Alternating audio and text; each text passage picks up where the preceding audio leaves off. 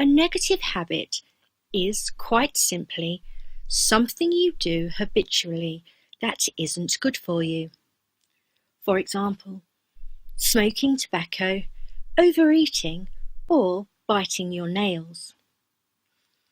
In the case of a habit such as smoking, where there is a substance involved, it can actually cause biological dependence and may even progress to become an addiction.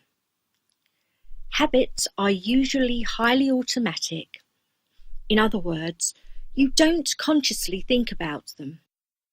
For example, you may not even notice that you're biting your nails. Habits are the result of repetition. You can almost think of them as a form of learning.